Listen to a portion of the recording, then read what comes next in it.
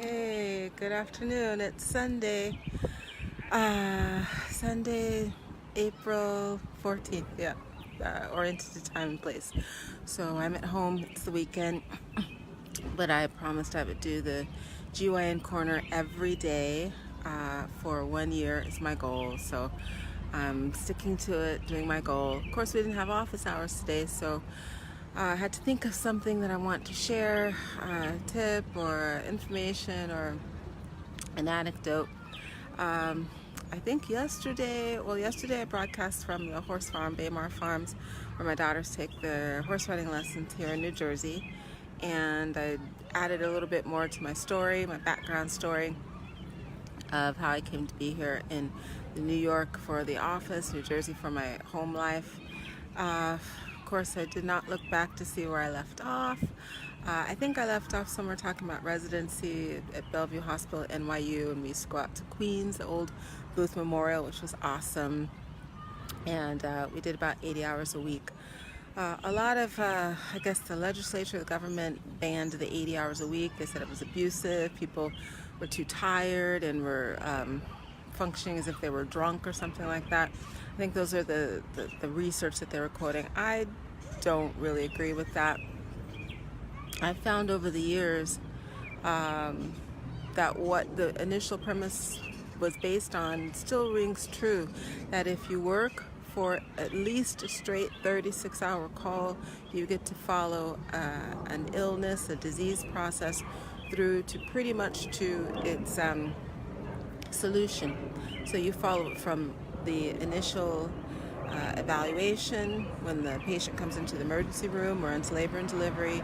You get to follow the disease process, the problem that brought them there, what's currently going on, how the evaluation process occurs, and then what the solution is, the treatment and the management for that person. You don't get that continuity of care and experience when you're on a shift for 12 hours. You come in, you evaluate the patient, get her set up, you still don't know what's going on, you come back, suddenly the answer's there and you're just finishing up so she can go home. That doesn't bode well for learning. And what I've seen over the years is that since the state or society has moved from the 36-hour call to the 12-hour shifts, the doctors aren't trained as well. They're not trained as well. They rely a lot on group management, group decision making, group evaluation, and I think that also plays a part into why you have fewer doctors working on their own, working in private practice, working as a solo practitioner, working for themselves. And we are now in the age of mass decision making, mass medical management. So you have huge multi-specialty groups where everyone's relying on each other's brain to fill in the holes and the gaps. And you have the majority of physicians are owned and employed by hospitals and insurance companies. When I entered residency in 1993, the entire OB-GYN department was solo practicing private practitioners working for themselves in their own office. That was in 1993. When I finished in 1997, it wasn't 100% anymore. It was about 90 to 95%. Now, 2018, 2019, it's about the self-practicing private practitioner working on their own. We're less than 5% of the department.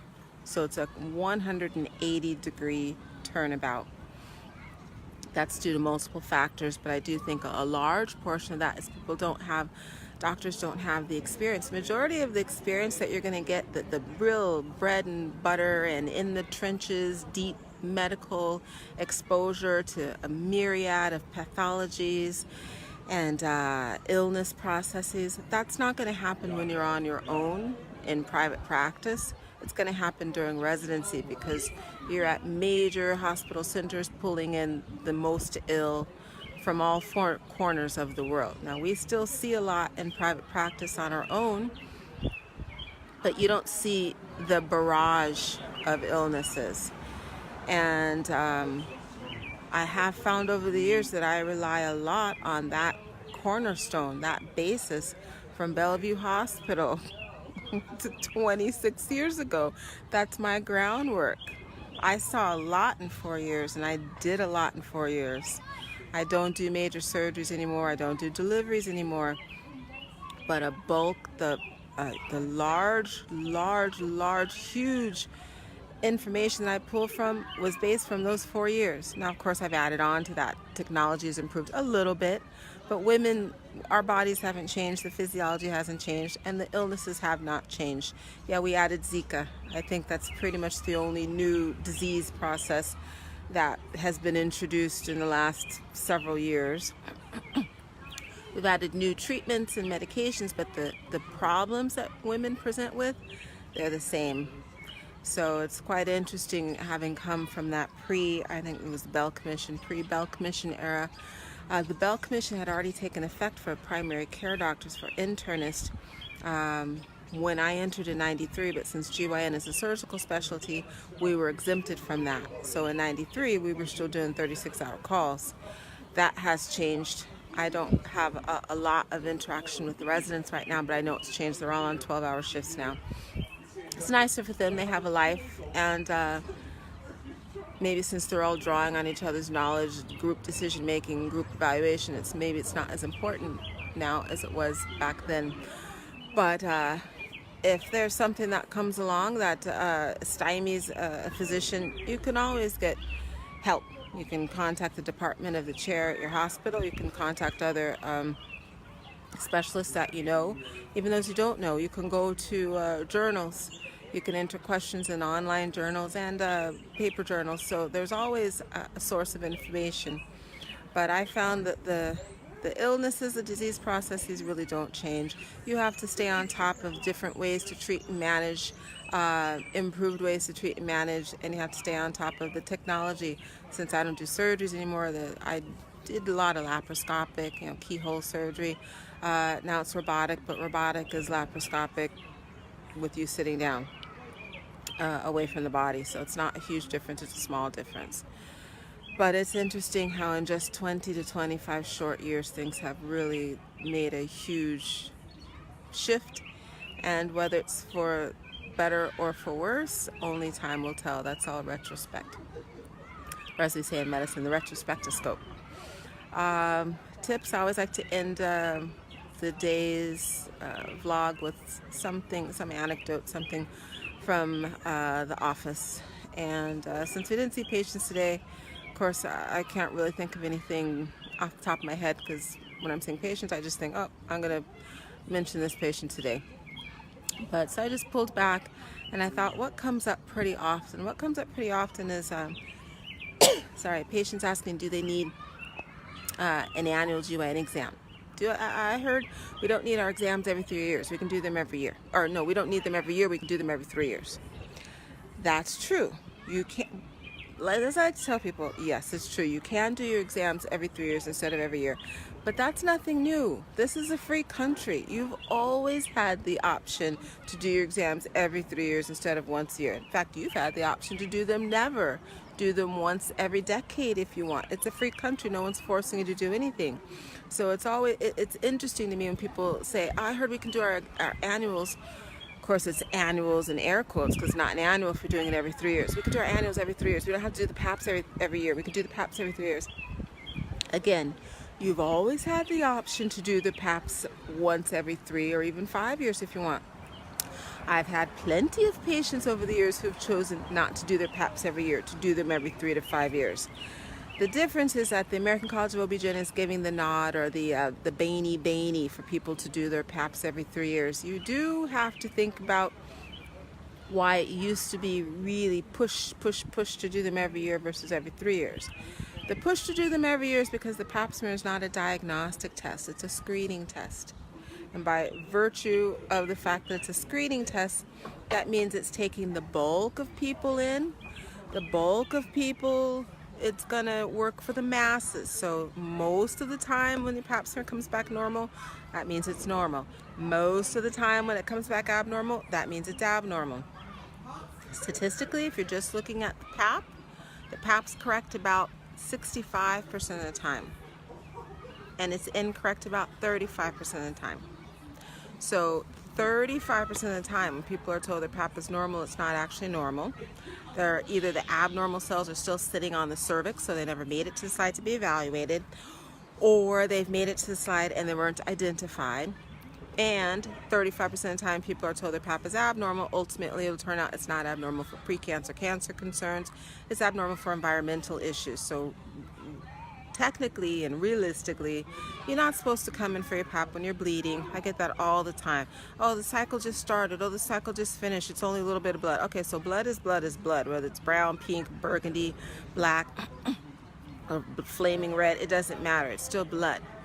And it's not so much the amount, it's the fact that red blood cells, I live right in front of the New Jersey train station because we strategically found and bought our home because I wanted to walk out the backyard right there and be right at the New Jersey Transit. So fortunately, there's a train coming now. I'll take a pause when they start to blow in the horn. It's once an hour on the weekend. It's not an issue. It's really nice out today too. Today it's nice, like in the 70s or so. So I'm on our balcony. So the issue is that red blood cells, white blood cells, those are all that's what we call an inflammatory environment. So it can potentially cause inflammation of the cervical cells, and the cervical cells can look irregular or abnormal for non-malignant, non-pre-malignant changes. So realistically, yeah, there's a lot of people who do the paps now when there's bleeding, or if you have an infection, a discharge, or irritation, blah, blah. They'll do them because a lot of the time, because we do the liquid pap smears, it might spin off a lot of that debris, and the cells may be unaffected. We don't know how much inflammation has occurred, how long the contact has been, and what the outcome is going to be.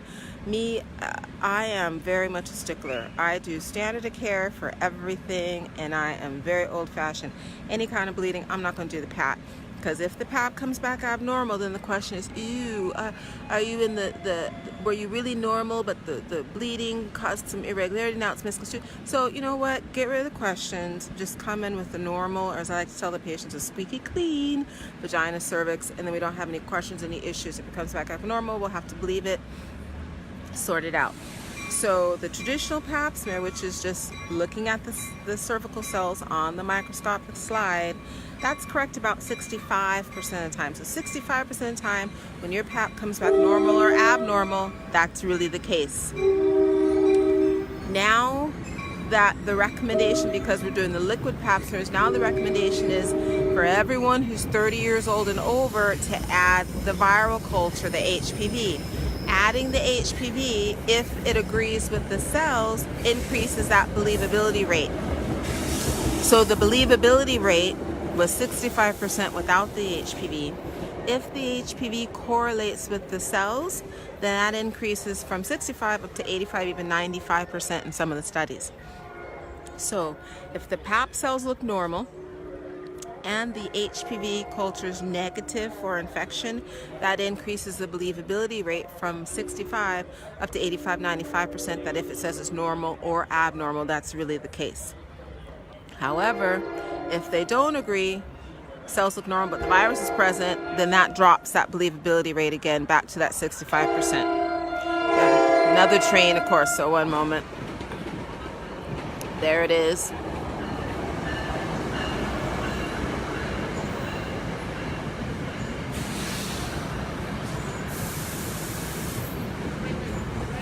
We wanted a house that was walking distance to the New Jersey Transit station, and we were very pleased to get this house because it's right in front of the station. I walk, whether it's 3 feet of snow, snowstorm, blizzard, or it's floods, doesn't matter. As long as the trains are running, I'm good. I just walk out the back door.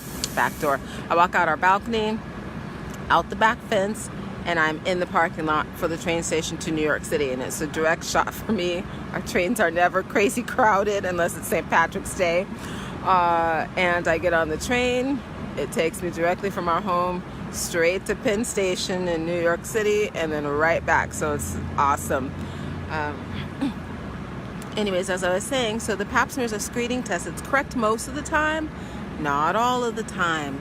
And the rationale for saying, so the rationale for saying you should do the PAP every year is because cream rises to the top. So with regularity, if someone happened to have a false normal, so the PAP came back normal, but there really are abnormal cells, which are just unbeknownst to us, it will eventually sort out with the next PAP or the PAP after that. The rationale for extending it wasn't based on improving the patient's health status. It was based on public health. Public health is a balance of how much the public spends and how much people suffer based on the changes that we make, right? So will there be a striking increase rate in cervical cancer if we stretch out the screening, or will it be about the same? Now, it doesn't take into account human nature, of course. So the catch was, the disease process for cervical cancer, which is what the PAP is screening for, the disease process for cervical cancer is on average about 1 to 3 years to go from a normal cervix to severe pre-cancer or very early cancer. 1 to 3 years, even 1 to 5 years, and for the majority of strains of HPV and in this society. So the research showed that you can essentially get a false normal here and there and get pretty much the same rates of disease detection doing the PAPs every 3 years as you would doing them every year. The goal is not to catch women if they have early precancerous changes. The goal is to catch them if they have severe precancerous changes so that we can treat them before they go all the way to cervical cancer. Now, it does not take human nature into those statistics, because human nature says, oh, if you tell me to do something every year, that sounds pretty important. I might do it every 2 to 3 years. If you tell me to do something every 3 years, it doesn't sound so important anymore. So I might do it every 3 to 5 years. And that's where you will run into problems. So I tell women who ask me that, yes, you can do them every 3 years if you want. You can do the annuals with the PAP every 3 years if you want. The catch is, that's going to work for most people. It's not going to work for everyone. So as I like to say, that the public health announcements and recommendations, they are looking at the forest, and they care about the forest and how much money is spent to keep the forest doing well. They're not looking at the trees. So you as an individual should be looking at the trees. You're the tree. So that's what's most important. That's our Yorkie. My youngest son just let her outside to bark, because that's what she likes to do, is bark. She's a nut job. Let me find her. Baby. I don't know if you could see her because of the way this camera is. Where's Baby? Baby. Teula. Okay, that's Baby. Her name's Baby. She's a little under 5 pounds. And she's 4 years old. Okay, so that's the... I don't know if I should call this a GYN rant corner at the end of the vlogs or not, what the story is. I always feel like I'm ranting at the end, start getting on my soapbox. But I hope that was helpful for anyone who's come across that information. This is Dr. McDaniel. It's Sunday, April 14th. I'm going to vlog every day. That's my goal, as long as I can stand on 2 feet. I'll be vlogging every day, including the weekends. And tomorrow's Monday, so until then, have a good rest of the weekend. Bye.